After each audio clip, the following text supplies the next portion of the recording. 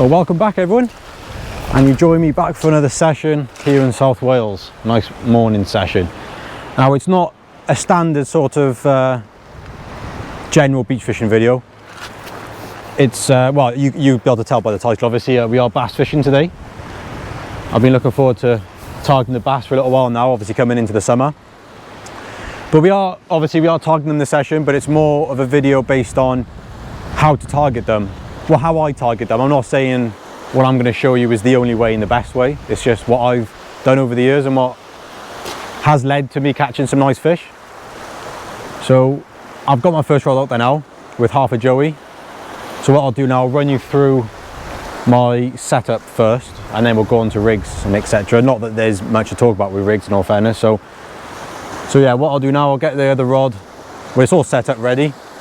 So I'll run you through the rod I like to use for the bass, or what style rod really. So and then fingers crossed we'll have a bass maybe today. So let's see how the session plays out.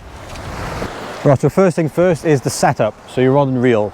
The rods I've got today that I'll show you, they are in all fairness slightly heavy for bass fishing, but some of the marks I fish are quite rough ground, so I prefer something with a slight bit more poke in it, just to sort of help you manage fishing the rough a bit more comfortably. So it is the Tronix Pro, if I can spin that around a bit better for you to see. It's the Tronix Pro Xenon C6 LDs. Now I've literally only just really started using them. This is my first proper session out using them. So far I'm loving them. So they're a 13.2 foot, and they are a 4 to 8 ounce rod, which is, like I said, it's quite a heavy rod really, but they got a lovely soft tip to them, but they got loads of power in the butt, so when you are fishing the rough ground you can manage it a lot better. And then I've got that then paired up with a slammer, a Pen Slammer 5500 and a casting cannon to aid casting.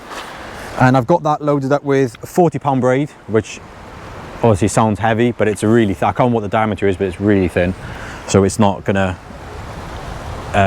cause any issues. And then I've got that then with a braided shock leader, which is 120 pound, which is, it's only a 0.70, so it's really thin. Obviously that's a good thing with braid. You can fish quite a heavy poundage but still have a low diameter compared to mono. So like that's a 0.70 leader, whereas the normal shock leads, the mono shock leads I use on multiply, they're like a 0.80 to 0.90. So that is the setup really. A lot of brands make specifically designed rods for bass fishing, and most estuary rods are pretty much capable of it. But like I said, I prefer something slightly heavier to handle the rough ground, which I do fish a lot for the bass. So that is the setup I'll be using for today and all my bass fishing in the next few videos that I will do for them. So going on now is the rigs. Right, well, as you can tell, we are in a bit of a different venue to what the first part of the video was, and that is purely because I was editing the video, which was probably about an hour ago actually, and I was watching over the clip that I was talking about the rigs, and I don't feel that I explained why I use the rigs, and the rigs I use, just basically more so the reason of why I like to use the rig I do use. So I thought I'd quickly redo it, and also I brought a whole nother setup that I use when I'm bass fishing, and I thought it kind of works out a bit better for you guys, so it's going to be a bit more of a better explained video. So I'll show you the rig that I use now for my bass fishing. Right, so going on to the rig that I use. Now this is the rig, the only rig I'll ever use for bass fishing, and it's a fixed rig. It's literally just a three-way swivel with obviously one eye connected to your main line, and then the other eye has a 2 to 3 foot hook link made up of 40-pound fluoro running down to a 5/0 circle and a braided loop. Now that's not a dongle, it's nothing at all a dongle. That I'll show that in the next clip now when I talk about bait, of why I have that loop on there. And that's a 5/0 circle. It's a good all-round size really. I wouldn't really go, I'd go with 6/0 maybe if they were specifically big fish, but even then a 5/0's a good all-rounder. And then off the last eye is a link made up of 60-pound mono running down to a lead. Now it's important that your lead link is longer than your hook link. So if you were to fish, most of the time I fish a plain lead, I'll explain why in a minute, but just for now, if I explain why the lead link needs to be longer. So if it was shorter, so forget that loop there, if you forget that loop at the top there, so imagine if your lead link was longer than it was shorter than your hook link, and you had a gripper there, there's more of a chance of that tangling on the wires. So it's nice for that just to be longer, the lead's out the way of the hook. So even if you're just reeling in to check your bait, sometimes you'll find that the hook link will tangle around the gripper. But like I said, most of the time I'm fishing with a plain lead. Now the reason I fish a plain lead is because if you could imagine, there's say for instance you're fishing on sand, and there's just a flat sand and there's just a slight little bank, and then it drops off to a deeper hole. If you're fishing a gripper and you cast on top of that bank and your gripper stays there, then most of the time the fish will be in that deeper hole, because the tide's pushing over the bank, and then the fish are sitting in that deeper hole waiting for the food to come over the top. So in my head, I'd much rather the lead to just roll naturally with the tide and with the natural food coming over the bank into those deeper holes. So fishing a plain lead just allows your lead to move, and it just finds the rig a natural little hole where there's a much higher chance of the fish feeding, because it's natural. So that is why I use a plain lead.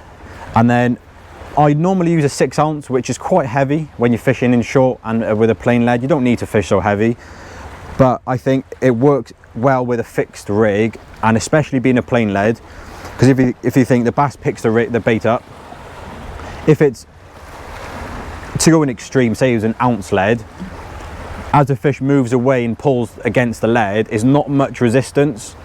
So there's a high chance that, not so much necessarily a high chance, but there's a chance that the hook might pull out the mouth, or it might just take a long time for the hook to find its place in the jaw. But a heavier lead, it's more resistance, and it's just a lot quicker for that hook to just find the corner of the mouth and set in, obviously, which will result in you having more hookups and then obviously more fish on the bank. So that's why I fish heavier. I just think it works better. It's worked better for me. If any of you use any different rigs, then by all means drop in the comments. But as a rig that is simple, no need to overcomplicate it, and there's no need to fish a clipped rig. For instance, a pulley rig, any rig that requires a hook clip above the lead, because the whole point in a clipped rig is for distance, just to aid you casting further, because it's aerodynamic in the cast. And with bass fishing generally being a lot closer to other cast, there's not really a need in it. And like I said again, a fixed rig typically hooks fish better. You'll find a lot of fishing where fish quickly pick up the bait and move. So that's hounds specifically. Hounds, a fixed rig is a very good rig. It hooks fish a lot quicker. Bass, like I was explaining, cod's another one where they'll pick up the bait and move off with it, and then that sudden resistance is obviously will set that hook. But if it was a running rig, say like a pulley rig, it runs on the backbone, it's just a little bit of slack in it, so it might just allow you to miss the bite, whereas a fixed, it's just instant connection. So that is, I hope that is my bass rig. I hope I've explained it well enough for you to understand. If you do have any other questions, let me know as usual, and I'll do my best to answer them. I have been a bit slow in my replying of messages recently, but with work and everything I'm quite busy, so I'll get round to replying to everyone's questions, but I'll do it when I have time, so bear with, and I will get round to answering you back. So that is the rig of my choice, and next I'll go on to talking about a whole different setup, which is for a type of fishing that I'll explain a bit later in the video. So that's the rigs I use, or the rig, because there's only one. Right, so moving on to a different setup that I like to use. This is more so a setup that I use when I'm really mobile, which I'll go on to talk about in a bit of different venues that work well for that. But even just like, say, like for instance, let's just say an example, a surf beach that holds bass. You don't need to fish far, but you want to stay mobile. It's a perfect setup to use. So it's a 10-foot rod. It's a 30 to 120 gram rod. So it's ideal really, because you don't need to fish heavy when you're fishing that sort of style. So with that then, I fish a Pen Slammer 4500 with like 20 to 30 pound braid, dependent on the diameter. And then I've got that running down to a 30-pound fluoro leader connected with an FG knot there, and then I got a 2-ounce ball head, bead and a swivel, which is just a runner ledger, and then a 2-foot hook link of 25-pound fluoro down to a 3/0 or 5/0 circle. This style of setup I will fish a slightly smaller hook, and it just sort of sits better with a slightly lighter line. Might, to be honest, at the end of the day it doesn't really make a difference, but it's just one of those things in my head. I'll just fish slightly, if I'm fishing lighter lines I'll fish a slightly smaller hook, and I wouldn't go too small just because it's a lighter rod, because don't think that because you're fishing a lighter rod and a shorter rod that you're going to be fishing for smaller fish. You can well fish with this style of setup and catch a 10-pound fish. So just because it's lighter doesn't mean you're smaller fish. So that is the only time I will use a runner ledger, but even then sometimes I will use the fixed rig. But it's just a nice sort of clean setup to use. But the only disadvantage of this, it's not ideal for rougher ground, because obviously if that lead gets stuck you lost your lot. So the only other option to fish a runner ledger but with a weak link is, instead of putting the lead on, put a swivel. I'll tell you what, I'll quickly cut this off and I'll bring you back. I'll rejiggle the rig around a bit to how I'd fish it with a weak link, and I'll bring you back. Right, so I've just edited the rig, and it's not, I wouldn't use a ball head, but it wouldn't make a blind bit of difference. So the only difference, I've taken the lead off and I've replaced it with a swivel and then a short piece of weak line down to my lead. So it's very simple, really. You don't need to overcomplicate it. So at least if that lead gets stuck, that'll break off, you lose your lead, but you've still got your rig back with hopefully your fish. And yeah, that's all that needs really saying with the rigs. I mean, it's not worth overcomplicating your rigs, because what's the need in it? And with you fishing so light and with you fishing so short distance wise, it's no need for a clipped rig. And yeah, I think that covers all of what I wanted to say about the rigs side of bass fishing. So yeah, what goes on now is back to the original part of the video, and I go on to talk about bait, what baits I use and how I bait them up. So here we go. Right, so for bait for the bass, there's only really a handful of baits that I typically use, purely because I've done well with them and I'm confident with them. So first of all, Joey mackerel. They are probably one of your best baits, to be honest. Wherever you go, mackerel works with the bass, really, in my opinion anyway. So get 2 baits out of that, no problem. I don't fish too big, just to ensure that the bass gets a whole bait in its mouth. And then another really good bait, now this is a bait that I would use more so over the rough ground, and that is the good old peeler crab, because they are a very good bait for the bass. But to be honest, bass will go for anything, in all fairness. They're not like hounds in the sense that, like, a hound won't eat sand eel, if you know what I mean. You go and fish for bass, we won't fish for hounds with sand eel, but bass generally will eat most things they come across. And then that's like, so sand eel also is a really good bait. Squid, like a whole squid, is excellent. So they're your normal shop bought baits. And then moving on to your naturals, I mean, the crab is also classed as a natural bait because you can go out and find them on the beach. But a lot of bass fishing is done with live baits, so I do collect my own. And as you'd seen with my tank, the sump tank on the left hand side of the tank is kind of my live bait tank. I haven't talked about that at all really, but yeah, I have got some lovely little live baits with me today, just to try and help us catch a bass, really. Now, I'm obviously not going to want to just get them out too much, but I don't even need to get them out really at all. But I have got a mix of, if I can get one out, I can't get all of them, they're fast. They are the good old mullet. Now these things are an excellent bait. And also in here is a couple blennies. Blennies are probably one of the best, but only over clean ground, because blennies will hide under the rocks. So they'll literally just take you in the rocks and snag you up. And then another one that I haven't got with me today is a rocklin, the little brown ones, the little small ones. I mean, even the big ones, they'll all work. But a lot of small fish are brilliant live baits. But the good thing with mullet, they're tough and they do last for a long time out there if you put them on right, which I'll go on to show you how I actually hook up a mullet now, which I learned this in Africa, which they use this method fishing for the bronzies, when obviously with the live mullets. So next I'll go on to show you how I do that. Right, so hooking up the mullet is a way that can either really improve your fishing or completely wreck your fishing. So if you literally have a plain hook it through the like the underneath of the fish, coming up through the top of the head, even just nip through the lips, you'll just end up killing it. It might come off in the cast, or I've seen people where they've hooked it through the top of the back of the fish, and that is no good really.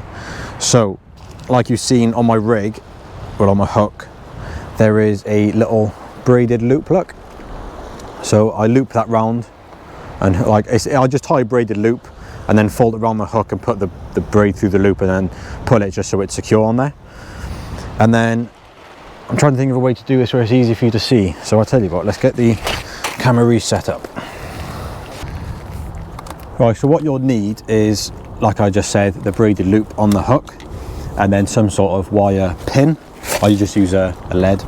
Now when I got the bucket of mullet in there, I have a little bait tub with some water in, and then I'll just literally leave that floating in there with one mullet in that I'm going to use now.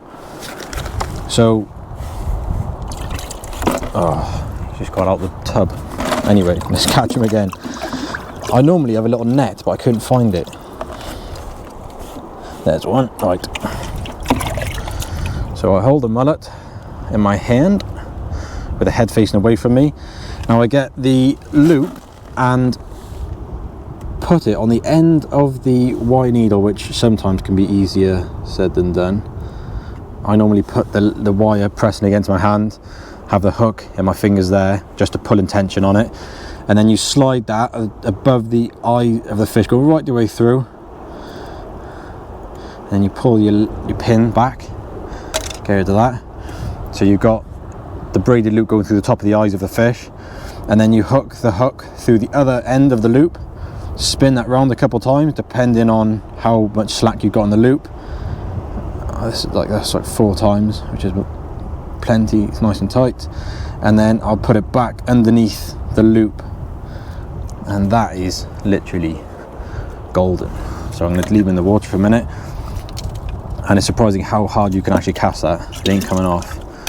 So next thing now is putting that in the ocean, and fingers crossed a bass finds it. I'm feeling quite confident today, you know. They are some beautiful little baits. A little bit small, to be honest, but if a bass goes past it, it's going to like it, I think. Right, so I just moved my stand down with the tide, keeping the mullet in the bucket the whole time. So I'll say it again, but obviously I've already said it.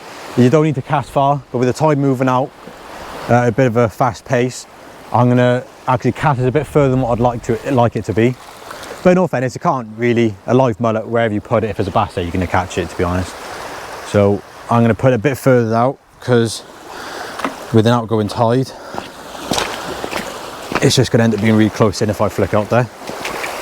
And like, I'm going to walk out for a bit, so just leave that mullet hanging in the water, and he's just chilling. I would say he's loving life, but he definitely ain't. I'm not lying.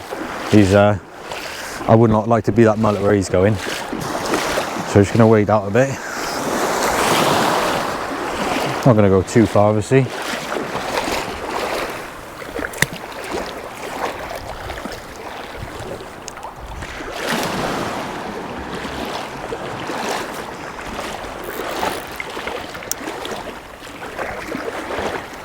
So to my knees, we'll give it a lob up there. Perfect. That's about 60 yards, I just said. which is perfect with the state of the tide now. So get this rod put in the stand now. We'll obviously set the drag, because bass can give very, very good aggressive bites. So we'll get this sat down in the stand now, sit back, enjoy the sunshine, and hopefully hear that noise of the reel screaming off.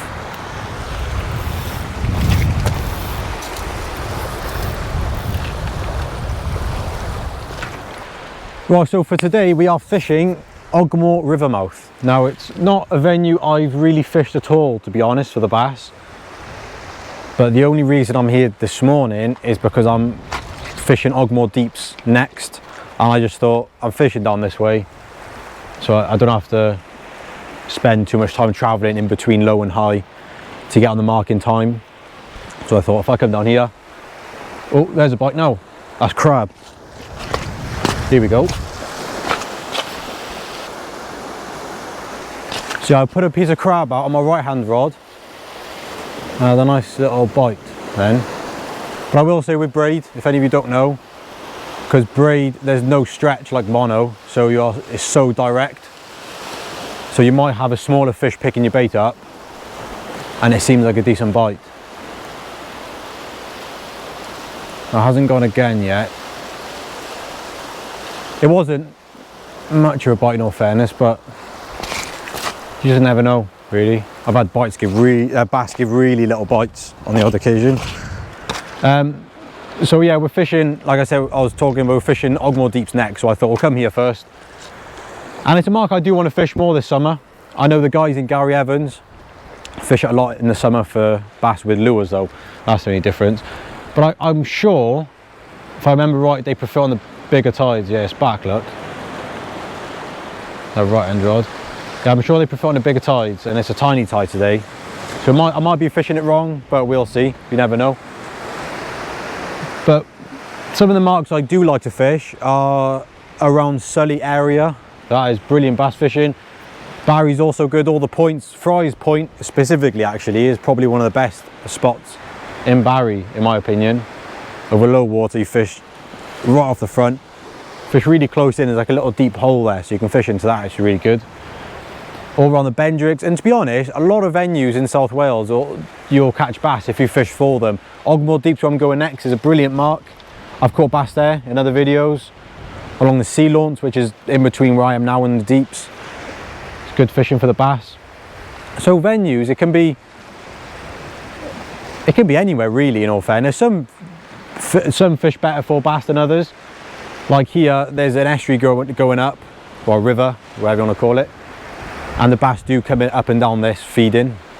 So it is quite a productive mark, really, from what I've seen at fishing.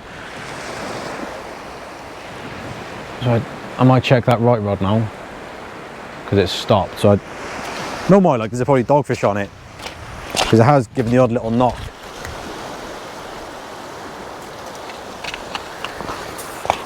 Yeah, so venues can be a bit of a tricky one, because bass will be anywhere. So you might come down here, be on here today and not catch any, and then come down here tomorrow and they'll be here, because bass do work in packs and they'll follow the bait fish. So if a load of bait fish come through now, like a shoulder like sandy or something, chances are you'll have a bass. But they can also be very particular on what they're feeding on. So if they're feeding on sandy and you've got half a joey mackerel or a live mullet out there, they might not even acknowledge it. It might swim past it and not even touch it. So it can all be on the day with a bass. That's another option why it's good to bring a lure rod with you, to be fair. Because if you've seen bass feeding and the birds diving down, you're not getting bites, but you got a lure rod with you, chuck a lure rod there, because you never know, you might be surprised how quick you can catch them and how many you can catch as well, actually. So it's not all about bait. Sometimes lures can work a lot better, but I prefer fishing bait. If I had to pick one, I'd fish with bait. So it hasn't gone again, but I think we'll check it.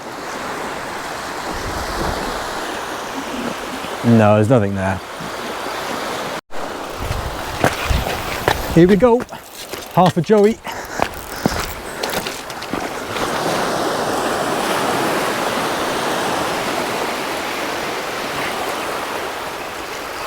Oh, you are joking.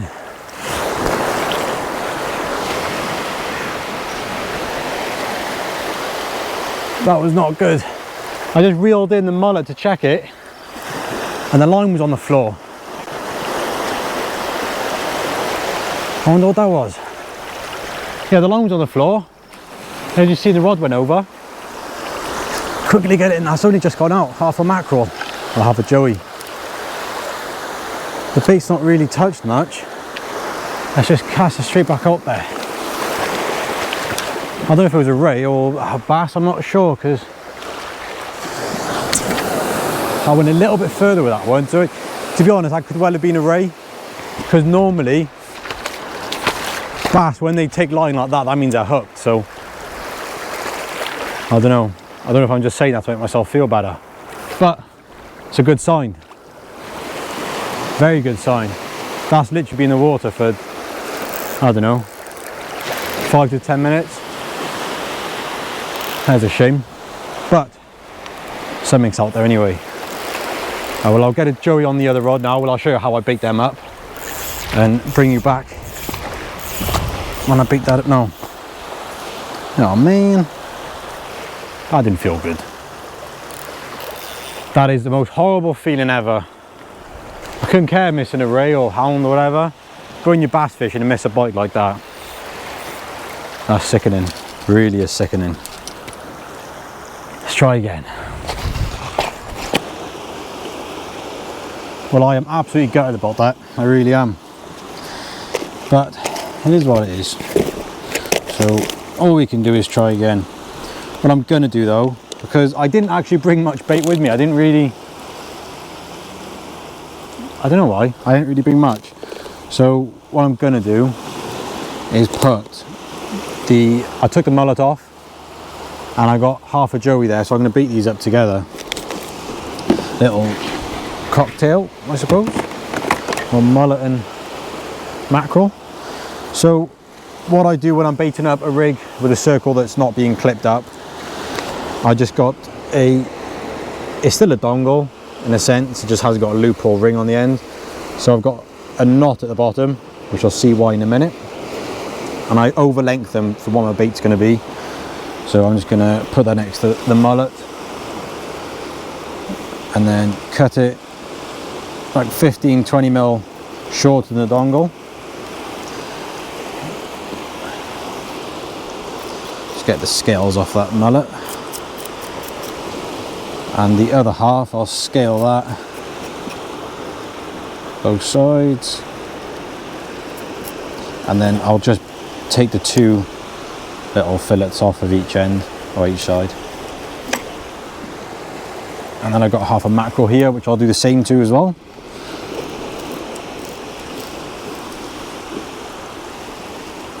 I'll take 1 fillet off actually. I don't want to make my bait too big, because it might just be the case where these are slightly smaller fish and they just haven't, because there's no tide there, they're not pick up and going. Although it did run off that fish, when you got tide it does hook fish a lot better. So then I got my dongle needle, which you've seen before, so it's basically just a point with a little nick in the end. So I'll go in where the gut cavity is of the mackerel, and then coming out just underneath the head, and the knot on the end of that bit of braid with a hook is only there just so when I put the dongle in the neck, that knot stops it pulling through, and I slide my bait down onto it, and then I hook the fish underneath the mouth, come up the top. Oh, bite.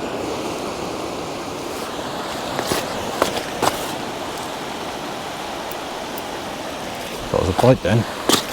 Looked like it was going slack. I get rid of that dongle needle then. And then, like I said, I overlength. You might have seen that then. I don't know if it pulled over or not. Let's just swallow that.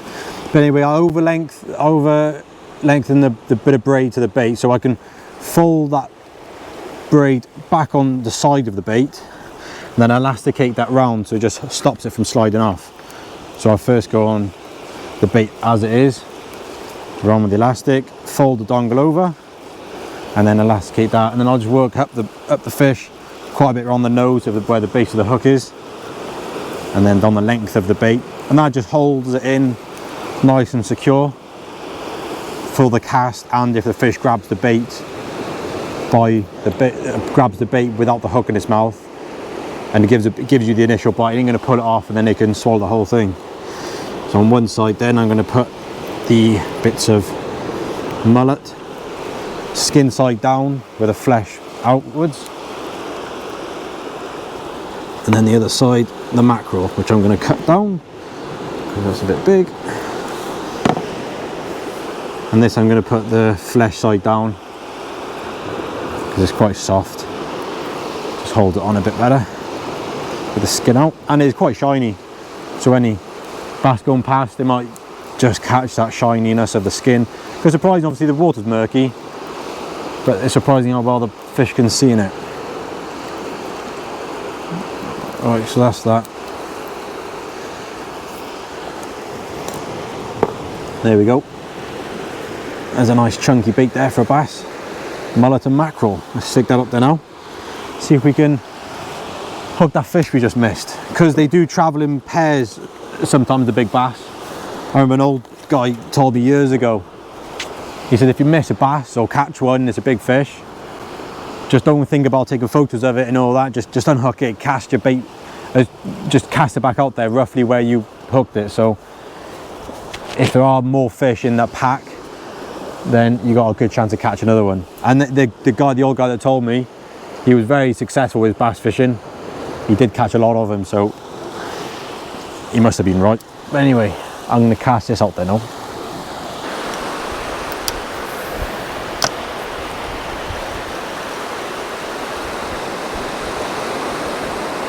I'm just getting a few little plucks on this rod now, and it seems like the dogs are out there. I'll put a live blenny on that rod to see if, well, the dogs won't pick that up, so it just gives you a slightly higher chance of getting a bass. And that is the only thing with this time of year. In May, the dogfish are just everywhere. And even close in, like this one, I put in a lot closer. I probably put about 20 yards. Now the tide's slowing down a bit, coming towards low. They have slowed down. The tide has slowed down, so I've put a lot closer in. And on the incoming tide, you can literally just, like I said at the start, you can put them, realistically, where you got these waves breaking out here, all you got to do is just put them like just a little bit past that. It might literally be in like a foot of water, but the bass will be there. It just doesn't seem right to fish that close. But when you think about it, if you're spinning, realistically, how far are you going to cast with that lure? That's what I always say to people. Or if you're on the rocks and you're float fishing for the bass, you're not going to be casting a float 50 yards, you're only going to cast it like 15 yards at the most. And you're fishing for bass, so you know, you're confident. But I think when you got a bigger beach rod in your hand, you feel like you should cast further. And what we're struggling with now is the mayweed. It is really bad. My past like 2 casts on each rod have had loads down the line, which is a pain because it just makes fishing difficult. Which puts me on to the next topic of bass fishing, which is a form of fishing for them that I've never really done, because it's one of those things, it just doesn't seem right in a way, but it is the right way of fishing for them, is going somewhere, I mean anywhere realistically. Surf beaches is good for it. The Sully Island is a perfect venue for this. Is literally just taking one rod, no stand, a bucket or a little rucksack with a few bits in it and a bucket with a bit of bait, and literally just walk around and just fish and hold your rod and just try all the different holes and gullies and little bits of surf coming in. Because that's the thing with bass, they might be holding in a very specific little place and you might be fishing just too far out the way, and they're all congregating into this one little gully and they're feeding on the prawns, the crabs, the mullet, the blennies or rockling. So, oh, a little bite there now, it's come back. I left one. But yeah, I think that is, and also when there are a lot of dogfish around, it can be a really good way to avoid them, because you might find that there's just a lot of dogfish on this stretch of the beach, and up there might not be so many. But when you've got 2 rods, a stand, a bucket, a box, and a little cooler box like I have today, it's not so easy just to pick it all up and walk up the beach 100 yards. But if you've got 1 rod, and if you're fishing on sand, you just take a sand spike. So you're not actually physically holding the rod, so you can just bait a rig up or something ready. But that is a very good way of fishing. And somewhere like Sully Island, where it's quite deep in close, you can fish with a spinning rod realistically, with a drill bullet, and like run a ledger and just fish really close in. And it is a very enjoyable way of fishing. I used to do a lot of that kind of fishing down in Llangennith for the golden greys. Just take a lure rod down, or little feeder rods or something, and just literally just a little pouch on your waist for the maddies, a rucksack, and you literally just cover the whole beach, and it's really good fun, and you find the fish.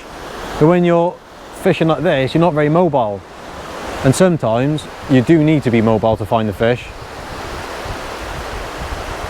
Specifically the bass, I think.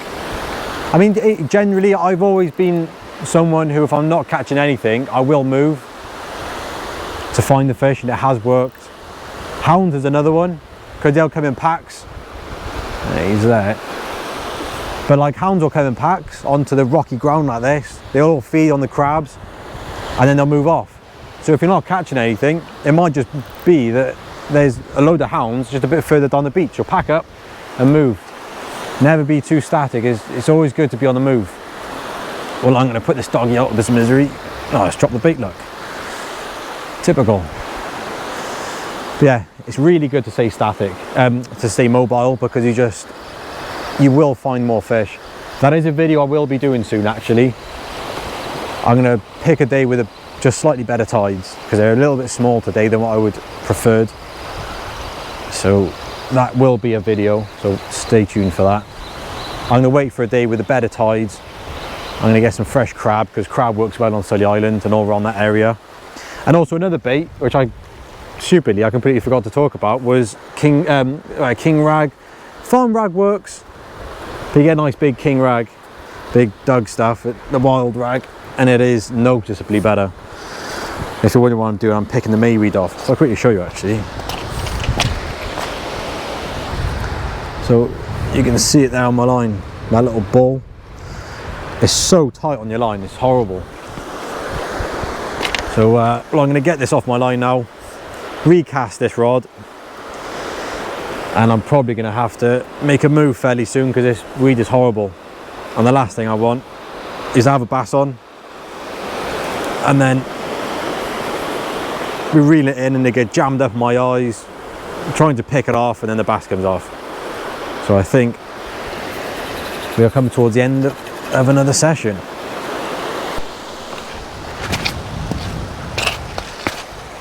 Well, I just put some crab out there. Oh.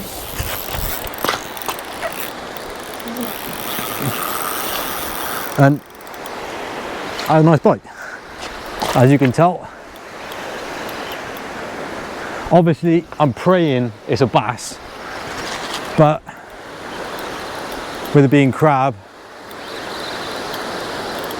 I think I know what it is.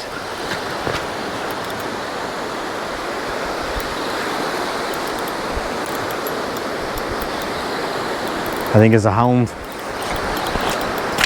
There's tide there as well now, so they do like the tide, the old houndies.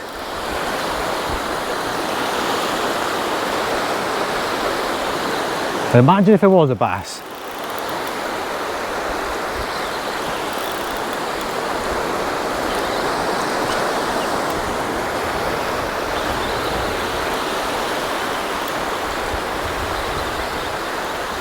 And leads us out the water now. It's so shallow here, I can feel my lead bumping the whole time. So it's kiting right now. You never know, it might be a bass, but to be honest with you, I think it's a hound, the way it was running.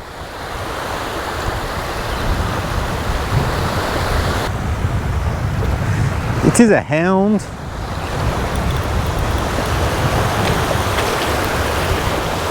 Oh, that mayweed is awful. I'll sort that out later. Not a bad one, that. A nice common. Oh, soaking me, look. Chill. That's not a bad hound, actually. That might not be far off £10. Anyways, bring it up to you so you can have a better look at him.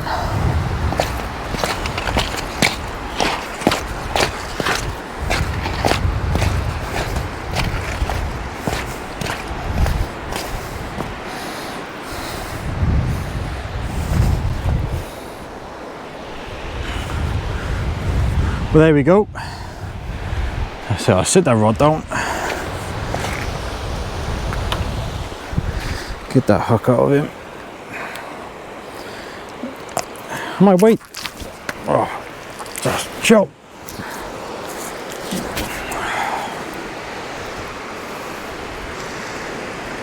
Might not be. Oh, it's about half. I don't know.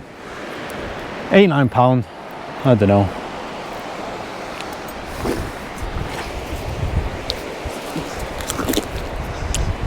If I can get him to stay still, get a quick bit of footage of him and send him home. Well, this time of year, whenever you put a crab out there, there we go. A lovely hound to end the session. It's not a bass, it's not what we came for, but at the end of the day, it's a pleasure to catch. It's no bass, but I'm happy. It's not a dog. I know we came here for the bass, but that will do mighty fine. I'm happy with that. And like I said, about £8–9. It's quite a thick set of fish, actually. So well, I'm going to send them back now, pack up my gear and shoot off, I think.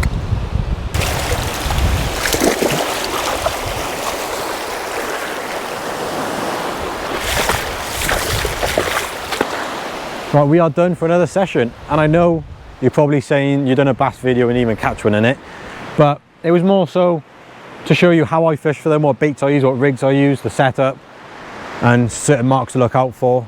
And I think the biggest take from it is fishing short, don't cast too far, fish a mix of baits, always remember your natural baits because that's what the bass are in there feeding on, and don't fish too heavy. Fish a nice light hook link. 40 £, is still a bit heavy really. You can drop down a bit lighter.